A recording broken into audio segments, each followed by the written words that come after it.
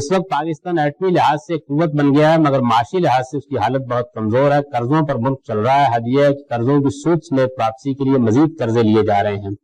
कर्ज देने वाले गैर मुल्की इदारों के दबाव की वजह से चीजों की कीमतों में बेपनाह इजाफा किया जा रहा है, जिससे आम आदमी की जिंदगी अजीरन हो गई है।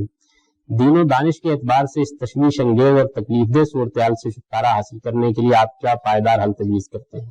इसमें सबसे पहली चीज तो यह है कि हम अपने कौमी मिजाज को तब्दील करें। हमारा मसला ये है कि हम मुसलमान क्योंकि कोई कमो बेश 1000 साल तक दुनिया पर हुकूमत करते रहे हैं, तो इस वजह से फख्र की नफ्सियात से हम निकल नहीं पाते। जमीनी हकायक को बिलमूम नजरअंदाज कर देते हैं, सही तरीके से हालात का जायजा नहीं लेते और उनके खिलाफ जिंदगी बसर करना शुरू कर देते हैं। ये हमारे मुल्क के साथ भी बिल्कुल ऐसा ही हुआ है। यानी वो चीजें जिनको हम मौखर कर सकते थे, जिनको खामखा अपना मसला बनाने से गुरेज कर सकते थे, उनको हमने मसला बनाया और मौखर करने की बजाय अपने लिए एक मुसीबत के तौर पर इख्तियार कर लिया। तो एक तो बड़ी वजह ये है। दूसरी चीज ये है कि किसी सोसाइटी के अंदर जो उसके इक्तिसादी मामलात को आखिरी दर्जे में चीजें खराब कर देती हैं, उनमें सबसे बड़ी चीज करप्शन है।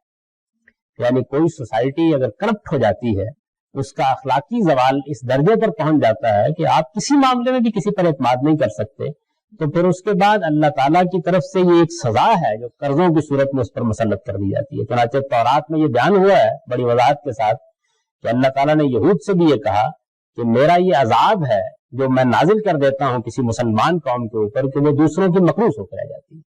यानी ये भी खुदा के अजाब की अकसाम में से एक किस्म है, और ये उसी वक्त नाजिल होती है, ये नाजिल होता है अजाब जबकि किसी कौम की अखलाकी हालत इंतहाई पस्ती पहुंच जाए। हमारा मामला जो है वो आप खुद अंदाजा कर सकते हैं कि इनफरादी अखलाकियात में किस पस्ती पर पहुंचा हुआ है, इज्तिमाई अखलाकियात में किस पस्ती पर पहुंचा हुआ है।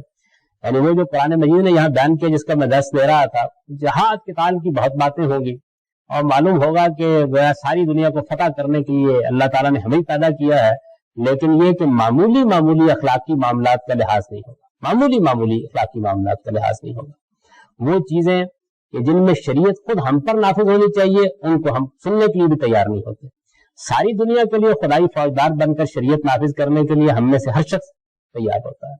तो ये अखलाकी इन्हितात है, इंफरादी तौर पर भी और इज्तिमाई हैसियत से भी। अभी आप ये देखिए ना कि मुझसे लोग इतने सवालात करते हैं कि जंग, जहाद, किताल, और कोई आदमी ये अंदाजा नहीं करता कि ये जो पूरी की पूरी कौम है ये 3 मरतबा इस माहिदे पर दस्तखत कर चुकी है कि हम कोई जारहियत नहीं करेंगे, तमाम मामलात को मेज पर बैठकर तय करेंगे, दस्तखत कर चुकी है इस बात के ऊपर। और कुरान मजीद से आप देखिए ये बात मालूम होती है कि अल्लाह ताला ने जब मुश्रिकीन पर अजाब नाजिल करना चाहा, उस मौके के ऊपर भी अल्लाह ताला ने खुद एक काम करना चाहा, तो ये कहा कि जो माहिदात किए गए हैं उनकी पाबंदी की जाएगी, माहिदात को उनकी मुद्दत तक पूरा किया जाएगा। कुरान मजीद में जहां अहले ईमान की बुनियादी सिफात का जिक्र किया है, वहां खास तौर पर यह बयान किया कि वल मूफून बिअहदिहिम, वो जो अहद कर लेते हैं उसकी पाबंदी करते हैं।